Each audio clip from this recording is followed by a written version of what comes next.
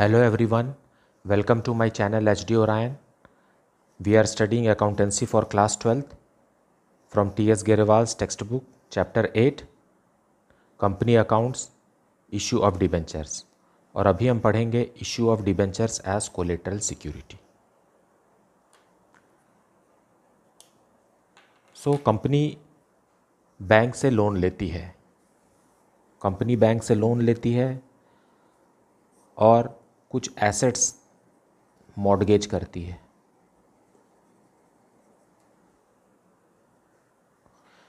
Assets mortgage करती है, इसका मतलब ये है कि जो कंपनी को लोन मिला है उसके पीछे एक कोई ना कोई एसेट जो है वो मॉर्गेज्ड है मतलब गिरवी है। और अगर कंपनी लोन का अमाउंट बैंक को वापस नहीं कर पाती है तो उस एसेट को बेच करके बैंक अपना लोन का अमाउंट रिकवर कर सकती है। लेकिन ये एसेट काफ़ी नहीं होता, इसको कहते हैं प्रिंसिपल सिक्योरिटी।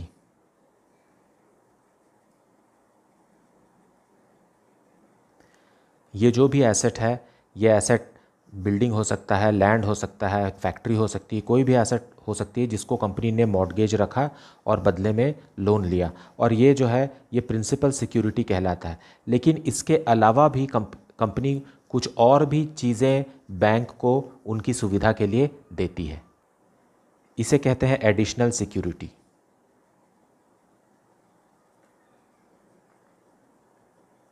इसी एडिशनल सिक्योरिटी को कहते हैं कोलेटरल सिक्योरिटी।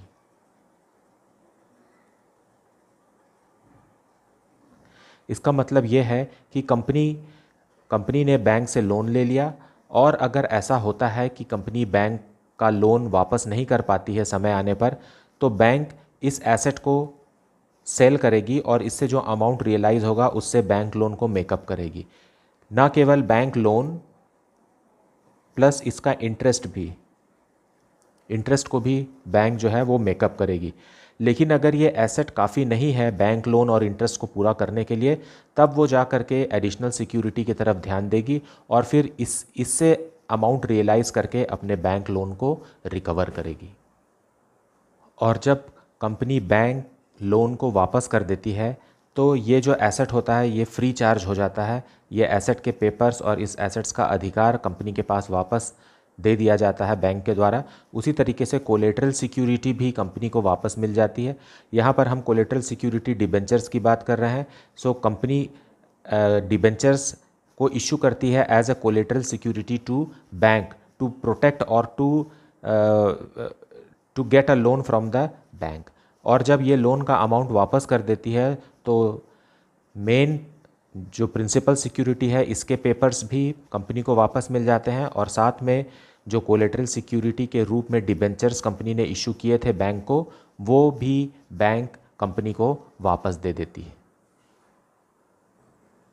हमें इस सेक्शन में ये समझना है कि क्या अकाउंटिंग ट्रीटमेंट होगा when the company issues debentures as collateral security. और इसमें भी दो मेथड है। फर्स्ट मेथड है when the journal entry for collateral security is not passed, और दूसरा मेथड है when the journal entry for collateral security is passed. So let us see the questions from the textbook and understand these two methods.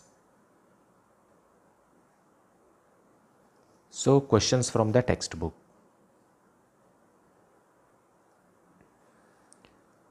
So question number 26. Best Brocade Limited took a loan of rupees 5 lakh from a bank giving rupees 6 lakh 9% debentures as collateral security. Past journal entries regarding issue of debenture, if any, and show this loan in the balance sheet of the company. So company ने loan लिया है 5 lakh rupees का, लेकिन उसके लिए company ने 6 lakh rupees के debentures bank को कोलेटरल सिक्योरिटी के रूप में दिए हैं। अब हमें जर्नल एंट्री करना है और बैलेंस शीट में भी दिखाना है। So let us see the solution. So solution 26 in the books of best barcode limited journal entries, company ने 5 लाख रुपीज़ का लोन लिया है बैंक से, तो वो रिकॉर्ड करेंगे bank account debited to bank loan 5 lakh rupees.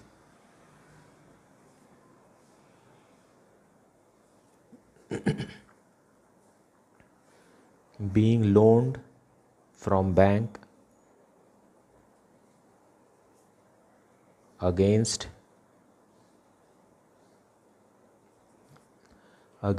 issue of rupees 6 lakh 9% debentures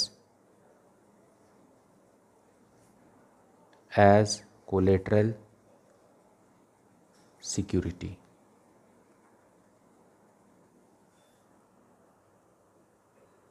यह entry पास होगी बैंक लोन लेने की, लेकिन क्वेश्चन में कहा है कि पास journal entries regarding issue of debentures. अब कोलेटरल सिक्योरिटी के रूप में जो कंपनी ने इशू किया है डिबेंचर्स बैंक को लोन के लिए, उसकी भी एंट्री हमें यहाँ करना है। उसके लिए बैंक लिखेगी 9% debentures, 9% debenture suspense account debited to 9% debenture account. यहाँ पर 6 लाख लिखेंगे क्योंकि डिबेंचर्स जो इशू हुए हैं कोलेटरल सिक्योरिटी के लिए वो 6 लाख है। Being issue of debentures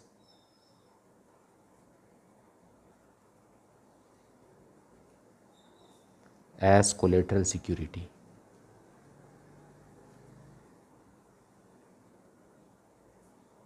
to bank for loan. So ये है वो एंट्री। सो ये दोनों एंट्री होगी जब क्वेश्चन में सीधा सीधा कहा जाए कि when the issue of debentures as collateral security is to be recorded in the books. जब कोलेटरल सिक्योरिटी को रिकॉर्ड करना है, मतलब ये सेकेंड एंट्री, ये वाली एंट्री कोलेटरल सिक्योरिटी की एंट्री है, ये फर्स्ट वाली एंट्री जो है ये बैंक लोन लेने की एंट्री है। सो फर्स्ट मेथड में जो था उसमें सिर्फ फर्स्ट वाली एंट्री होती है, और सेकंड मेथड जिसमें कोलेटरल सिक्योरिटी को रिकॉर्ड करना है उसमें फर्स्ट एंट्री के साथ साथ सेकंड एंट्री भी होती है। Now let us see how this will be reflected in the balance sheet. So balance sheet बनाने से पहले नोट टू अकाउंट बनाएंगे। नोट टू अकाउंट में पहला है लॉन्ग टर्म बोरोइंग्स, क्योंकि कंपनी ने बैंक से लोन लिया है और ये लॉन्ग टर्म लोन मानते हुए लॉन्ग टर्म बोरोइंग्स लिख रहे हैं। Loan from bank, loan from bank, company ने 5 लाख रुपीज़ का लोन लिया है। ये हुआ फर्स्ट एंट्री का बैलेंस शीट में रिफ्लेक्शन। लेकिन कंपनी ने इसके लिए इशू भी किया है debentures. So 9% debentures issued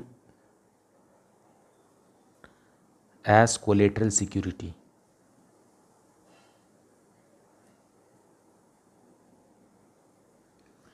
as collateral security 6 lakh. अब इसी में लेस कर देंगे डिबेंचर सस्पेंस अकाउंट,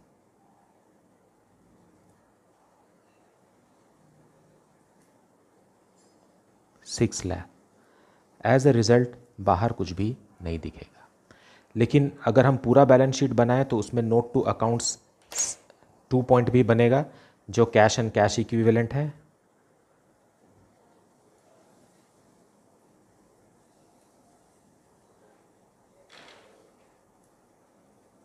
इसमें आ जाएगा कैश एट बैंक, बैंक में बैंक लोन का अमाउंट रहेगा वो हो गया 5 लाख रुपीज़। सो ये है note to account. So balance sheet में देखेंगे ये बैलेंस शीट का फॉर्मेट है, ऊपर लायबिलिटीज़ होता है। अब नोट टू अकाउंट्स में फर्स्ट है जो हमने बनाया है यहाँ 5 lakh rupees non current liabilities, loan from bank 5 lakh rupees, यहाँ भी ग्रैंड टोटल 5 लाख रुपीज़। अब सेकेंड नोट टू अकाउंट हमने बनाया है कैश एंड इक्विवेलेंट, ये भी 5 lakh rupees. So this is how it will be shown in the balance sheet. यहाँ लिख सकते हैं long term borrowings,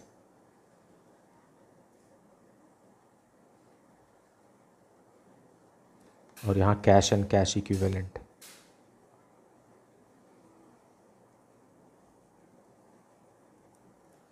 So this is the solution. Now let us see the next question. Question number 27.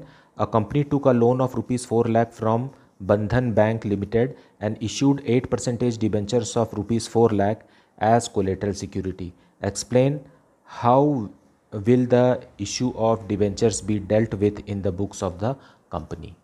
So let us see the solution. So solution 27, in the books of a company ने 4 lakh rupees का loan लिया है bank से. So bank account will be debited to liability bank loan 4 lakh.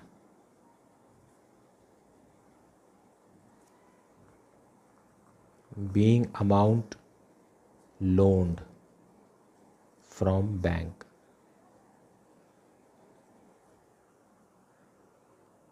लेकिन अगर question में कहता है कि कोलेटरल सिक्योरिटीज़ के लिए भी एंट्री कीजिए तो हमें लिखना पड़ेगा 8% debenture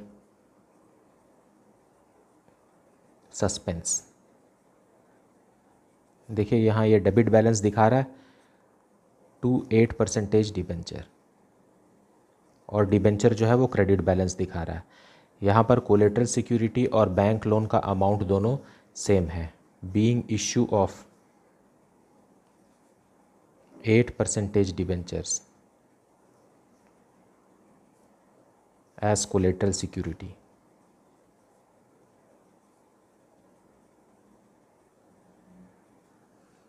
Now we will prepare balance sheet. Balance sheet बनाने के पहले नोट टू अकाउंट बनाएंगे. फर्स्ट है लॉन्ग टर्म बोरोइंग्स.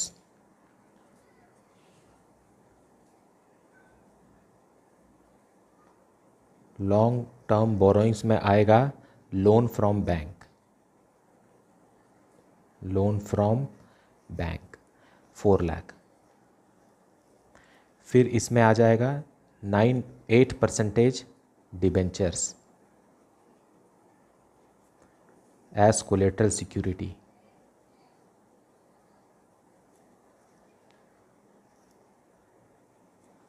ये भी 4 लाख. इसे हम आउटर कॉलम में नहीं लिखेंगे. Less debenture suspense.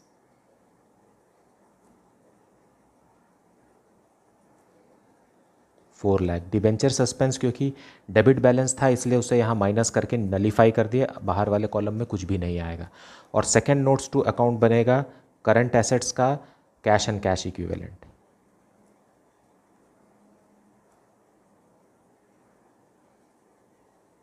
Cash and cash equivalent में आएगा loan cash at bank. Cash at bank क्योंकि बैंक से लोन मिला है तो हमारे बैंक अकाउंट में भी उतना ही अमाउंट आएगा जितना का लोन का है.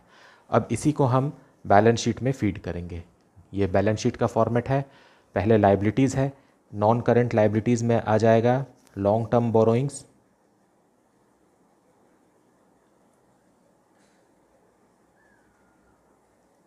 नोट 1 4 लाख रुपीज़ और ग्रैंड टोटल भी इसका 4 लाख. और करंट एसेट में आ जाएगा कैश एंड कैश इक्विवेलेंट.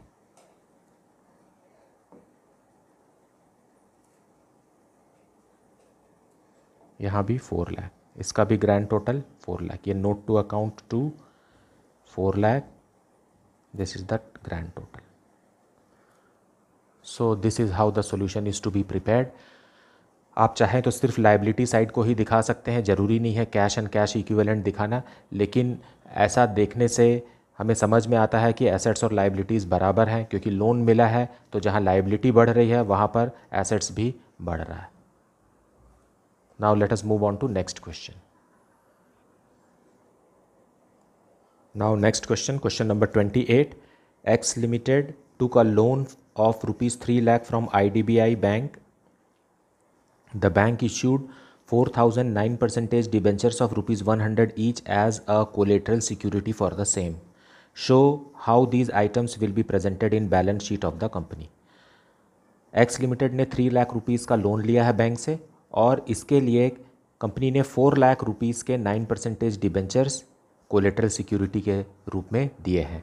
सो हमें बताना है कि बैलेंस शीट में ये कैसे दिखाई देगा, कैसे रिफ्लेक्ट होगा. So let us prepare balance sheet. Solution 28 in the books of X limited. पहले हम बनाएंगे notes to account. First note to account बनेगा नॉन करंट लाइबिलिटीज़ में long term loan. Long term loan. Company ने 3 lakh rupees का loan लिया है। Loan from IDBI bank, 3 lakh rupees का लोन लिया है। फिर हम डिबेंचर सस्पेंस के बारे में बात करेंगे। 9%, कितने परसेंटेज का है? 9% डिबेंचर्स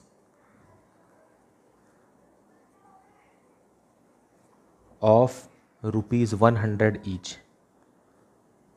कंपनी ने कितने 9% डिबेंचर्स? 4000। सो 4000 पहले लिखेंगे।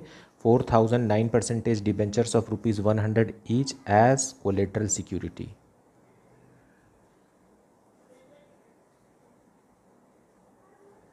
सो इट विल कम 4 लाख, और इसमें से लेस कर देंगे 9% डिबेंचर सस्पेंस,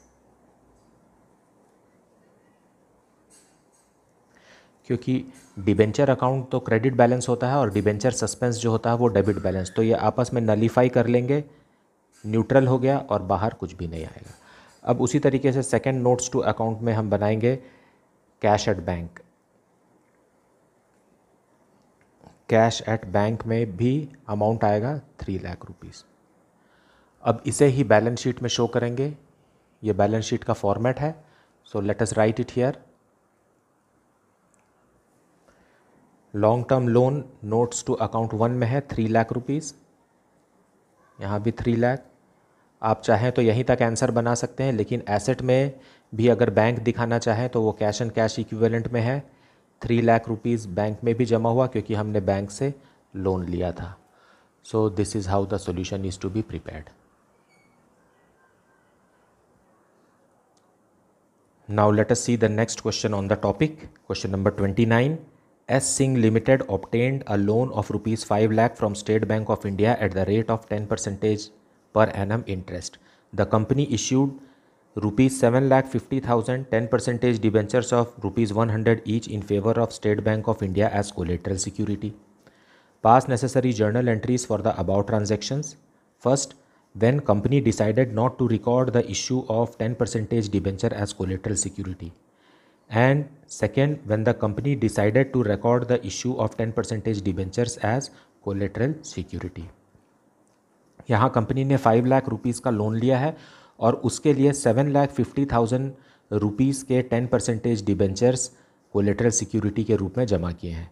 अब हमें 2 कंडीशंस के हिसाब से जर्नल एंट्री करना है। पास नेसेसरी जर्नल एंट्रीज, जब कंपनी ने कोलेटरल सिक्योरिटी की जर्नल एंट्री नहीं की है, और सेकेंड केस जब कंपनी ने कोलेटरल सिक्योरिटी की भी जर्नल एंट्री की है। तो हमें यहाँ सिर्फ जर्नल एंट्री शो करना है। बैलेंस शीट में ये कैसे रिफ्लेक्ट होगा ये तो हम पहले ही ऊपर के क्वेश्चंस में देख चुके हैं। सो let us see the journal entry again. So solution 29 in the books of S Singh Limited। Journal entries, first case है when the company decided not to record the issue of 10% debentures as collateral security। इस question में हमें collateral security की entry नहीं करना है, सिर्फ bank से जो लोन मिलेगा उसी की एंट्री करना है। सो बैंक अकाउंट डेबिटेड, कंपनी ने बैंक से लोन लिया है 5 लाख का और बदले में 7,50,000 के 10% डिबेंचर्स कोलेटरल सिक्योरिटी के रूप में दिए हैं। सो हम लोन की एंट्री करेंगे, bank account debited to bank loan, amount है 5 लाख।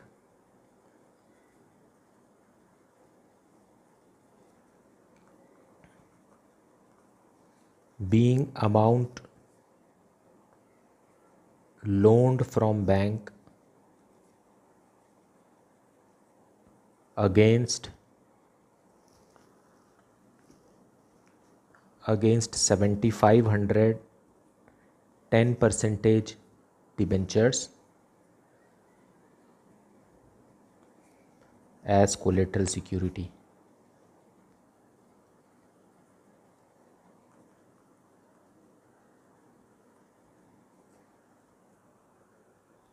सो फर्स्ट केस में सिर्फ बैंक लोन लेने की एंट्री होगी, कोलेटरल सिक्योरिटी की एंट्री नहीं होगी। वैसे ज़्यादातर ऐसा होता है कि क्वेश्चन में साफ साफ लिखा रहता है कि कोलेटरल सिक्योरिटी की एंट्री करना है कि नहीं, और अगर एग्ज़ाम में नहीं पूछा है तो ये आपकी मर्ज़ी है कि आप दोनों एंट्री करना चाहते हैं, मतलब कोलेटरल सिक्योरिटी की एंट्री भी करना चाहते हैं या नहीं। Late us see the next point. अब सेकेंड पॉइंट है, when the company decided to record the issue of 10% debentures as collateral security। इसमें दो एंट्री करना पड़ेगा। पहला बैंक से लोन लेने का, उसमें रहेगा bank account debited to bank loan. 5 lakh rupees का कंपनी ने बैंक लोन लिया है।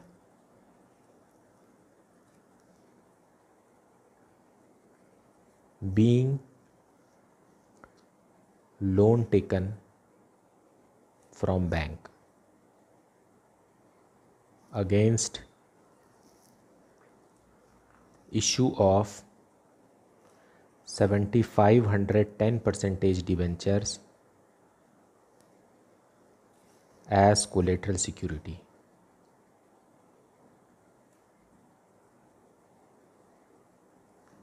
ये हो गया बैंक लोन लेने की एंट्री। ये एंट्री तो दोनों ही मेथड में कॉमन रहेगी, लेकिन जब क्वेश्चन में कहा है कि कोलेटरल सिक्योरिटी की भी एंट्री करना है तो उसके लिए हम लिखेंगे 10% debenture suspense.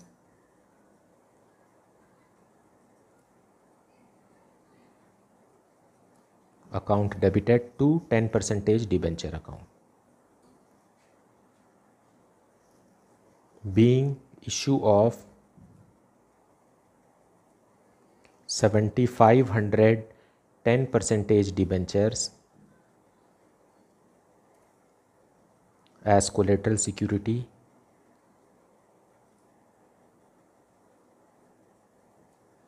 against bank loan।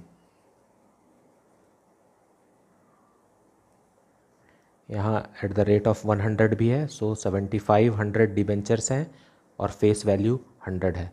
सो 7,50,000 के डिबेंचर्स कंपनी ने बैंक के पास कोलेटरल सिक्योरिटी के रूप में दे दिए ताकि उन्हें 5 लाख रुपीस का बैंक लोन मिल सके। मुझे उम्मीद है कि आपको कोलेटरल सिक्योरिटी का कॉन्सेप्ट अच्छे से समझ में आ गया होगा। अगर आपको कुछ भी डाउट है या सजेशन है तो आप उसे कमेंट सेक्शन में लिखिए। Please like, subscribe and share the channel. Thank you so much for watching.